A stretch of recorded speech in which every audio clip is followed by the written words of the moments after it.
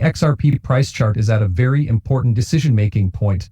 It's been a while since we've had a point like this because price has been mostly moving sideways, but now is finally the time when I think volatility will change in a pretty big way. We're going to talk about what shape we're seeing here and when we can expect to break out in this video. On top of that, I want to talk about some new payment services that are going up against Ripple. I'm going to talk about a new competitor in this movie because, guys, this is a tough race. Your help is very much appreciated as always. Thanks a lot. Thank you to everyone who liked the movies and signed up for the channel. These two easy things help me a lot. Please let me know of a good place to buy XRP. You can find my best channels up, hold down in the video's description. Okay, I'll get right to it. I hope you guys enjoy what I have to say. But before I start the film, I want to talk about something I think is very interesting.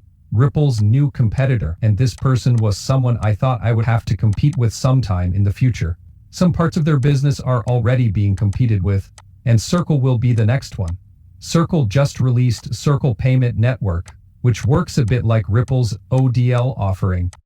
Now Circle is saying that they are going to focus on transfers and treasury services, both of which are direct competitors of what Ripple does with RLUSD. Now it's clear that Circle and Ripple are already competing in the stablecoin market. That one is going to Circle by a very large margin.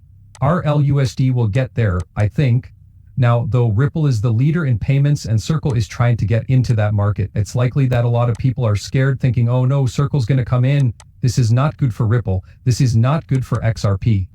That's what we'll talk about next. But look at this right here. They're also paying bills and making salaries. So these are things that Ripple really isn't trying to do. And I believe this is what will really make these two goods different. For me, Circle is mostly about the business side of things. It's kind of like an option to Square in that you can use USDC to run a business instead of the more common fiat payment rails. You know that Circle is trying to get a lot of stores to use their service, right?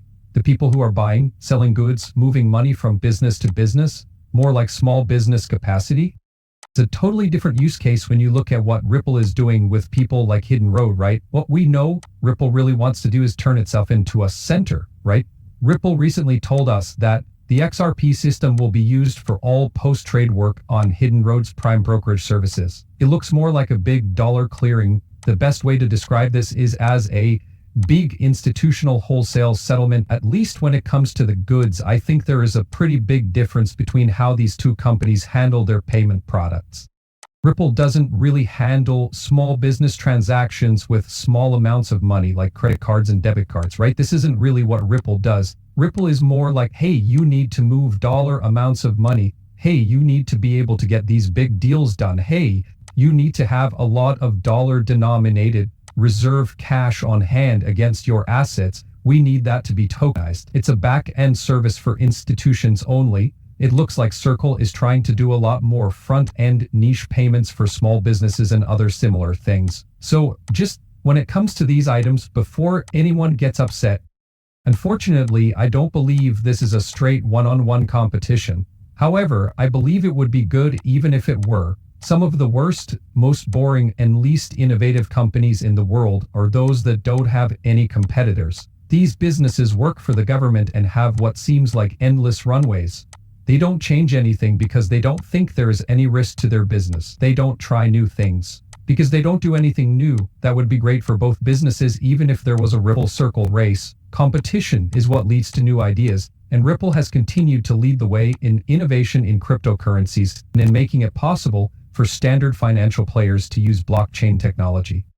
Don't ever think of competition as a bad thing. Ripple was up against R3 when it came out.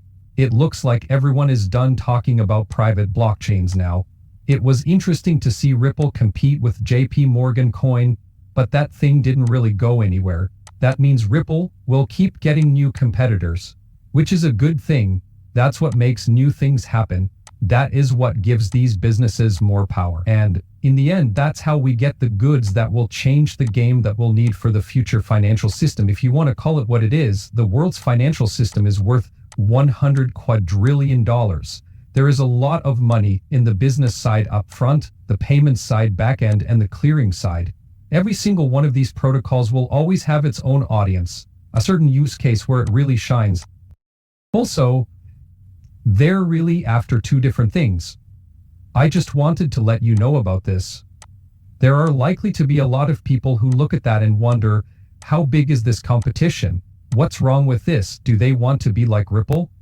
I think that is a very different set of products for a very different purpose. In the end, I like what Ripple is doing a lot more.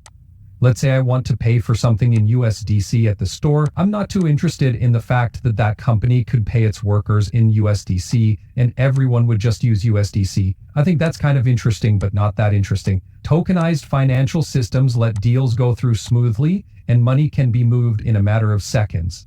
I'm most interested in the wholesale settlement of bonds, stocks, and debt, as well as the rewiring of the world's largest liquidity pools. That seems to be what I'm more interested in. The things that Circle said don't seem to really be aimed at any of those things. So, in some ways, is it a competition? Most likely, some tasks will be done by both companies, but I think that is a good thing for both of them in the long run. Now that I've told you everything, I know a lot of you are still here for the XRP price chart, and to be honest, this is one of the most exciting times I can remember. If you look at the XRP price chart right now, we can see that there was a big rise in the XRP. That's how high we got, around $3.40. We've been stuck in this decline ever since.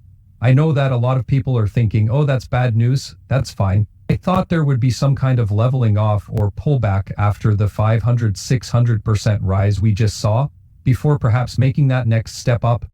But what's really interesting is that we're meeting two strong points that are coming together. And typically when you see things like that, right, you normally have an explosion of volatility to either the upside or downside. That's why I think it will be a good thing. We can talk about it for hours. And when it comes to XRP, I'm pretty open. I believe there are too many new ideas. Right? It's not worth enough. Too many big things are about to happen for the market to be short on XRP right now. But with all the trade wars, taxes, and other things going on in the world right now, it's hard to tell how the market will react to short-term news. Having said that, if we look at where the two bands meet, we can see that this $2.00 support has held very well. We came down and tried it a few times. We might have had a scare down below where it looks like we broke down